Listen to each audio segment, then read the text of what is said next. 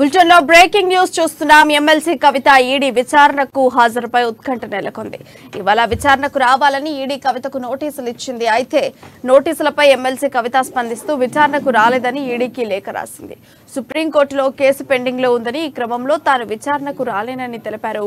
ఈ క్రమంలో కవిత అభ్యర్థనను ఈడీ ఎలా స్పందిస్తోంది, కవిత విచారణకు హాజరవుతారా లేదా అనేది సస్పెన్స్ నెలకొంది.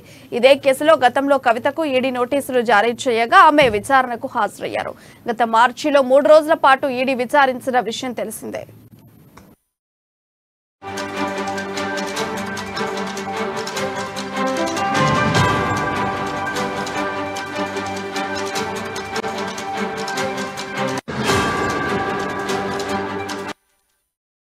ఎమ్మెల్సీ కవిత ఈడీ విచారణకు హాజరుపై ఉత్కంఠ నెలకొంది. వాళ్ళ విచారణకు రావాలని ఈడీ కవితకు నోటీసులు ఇచ్చింది.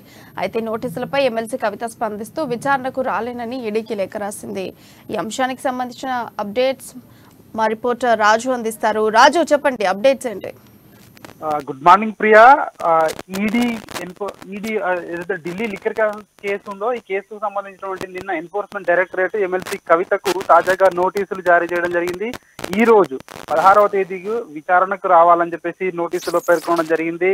అయితే నోటీసులు అందుకున్న తర్వాత ఎమ్మెల్సీ కవిత తన న్యాయ నిపుణులతో కూడా నిన్న రాత్రి వరకు కూడా ఆమె చర్చించడం జరిగింది. నెక్స్ట్ ఏ విధంగా ఈడీ యొక్క వీటిని ఎదుర్కోవాలని చెప్పేసి ఆమె సుదీర్ఘంగా న్యాయ నిపుణులతో చర్చించిన తర్వాత ఈడీ ఏదైతే పిలిచిందో విచారణకు రమ్మని చెప్పేసి, విచారణకు హాజరు కాకూడదని చెప్పేసి ఆమె ఒక లేఖను కూడా రాయడం జరిగింది. లేఖను ఈమెయిల్ ద్వారా నిన్న నైటే ఈడీ అధికారులకు పంపించడం జరిగింది. మొత్తానికి ఆమె ఏదైతే విచారణకు హాజరు కాకూడదని నిర్ణయం అయితే తీసుకోవడం జరిగింది.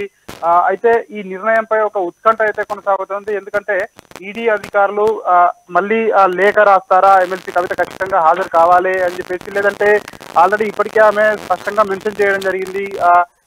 కేసు సుప్రీంకోర్టు కేసులో ఉంది కాబట్టి సుప్రీంకోర్టు పరిధిలో ఉంది. ఎందుకంటే మహిళలను ఇంటి వద్దే విచారించాలని చెప్పేసి ఏదైతే ఎమ్మెల్సీ కవిత పిటిషన్ వేయడం జరిగిందో ఆ కేసు సుప్రీంకోర్టులో ఇంకా కూడా పెండింగ్ లో ఉంది.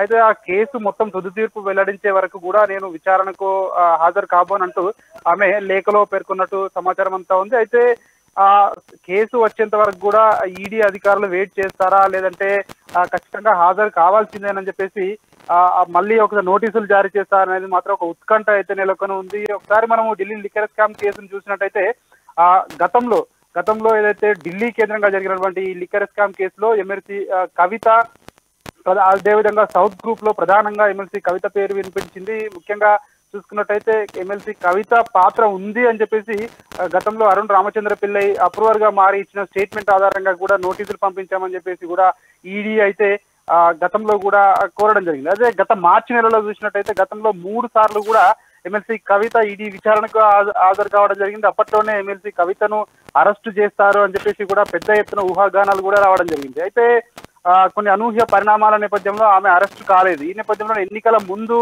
ముఖ్యంగా బీఆర్ఎస్ పార్టీ, బీజేపీ పార్టీ రెండు ఒకటే అని చెప్పేసి కూడా కాంగ్రెస్ పార్టీ ప్రజల్లోకి బలంగా తీసుకెళ్లగలిగింది.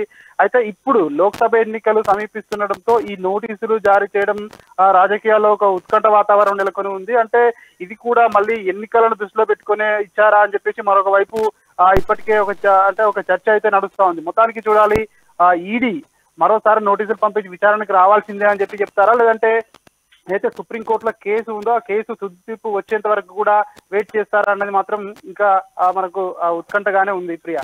అండ్ అలాగే రాజు, ఇప్పుడు చూసుకుంటే ఈసారి విచారణకు హాజరు కాకపోవడానికి గల రీజన్స్ ఏంటి? కవిత ఖచ్చితంగా ఆమె ఒకటే మెన్షన్ చేస్తా ఉన్నారు.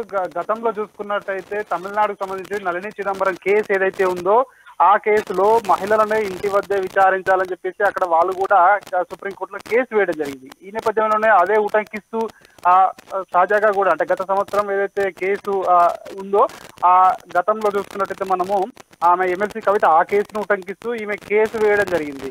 ముఖ్యంగా మహిళలను ఈడీ ఆఫీస్కు పిలిపించకూడదు, గతంలో కూడా ఈడీ అధికారులు తనతో అంటే దురుసుగా ప్రవర్తించారని చెప్పేసి కూడా తమ సుప్రీంకోర్టుకు వేసిన పిల్లో ఆమె పేర్కొనడం జరిగింది.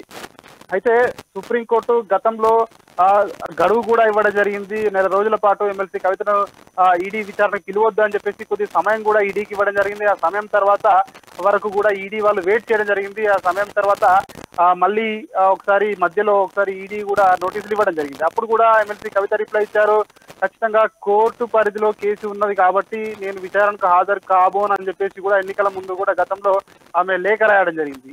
అయితే ఇన్ని రోజులు సబ్దుగా ఉన్న కేసు మళ్ళీ ఒకసారి తెరపైకి వచ్చినట్టు అయింది. మళ్ళీ కూడా తాజాగా నిన్న ఈడీ అధికారులు లేఖ రాయడం జరిగింది, విచారణ ఖచ్చితంగా హాజరు కావాలని చెప్పేసి నోటీసులు ఇవ్వడం జరిగింది. అయితే ఇంకా కూడా కేసు కోర్టు పరిధిలోనే ఉంది కాబట్టి కేసు తేలే వరకు కూడా నేను విచారణకు హాజరు కాబోను అని చెప్పేసి కూడా ఆమె కరాఖండిగా తన లేఖలో అయితే పేర్కొనడం జరిగింది. చూడాలి మరి ఈ రోజు ఈడీ అధికారుల నుంచి ఎట్లాంటి రిప్లై వస్తుందో అనేది మాత్రం ఒక ఉత్కంఠ అయితే నెలకొని ఉంది ప్రియా.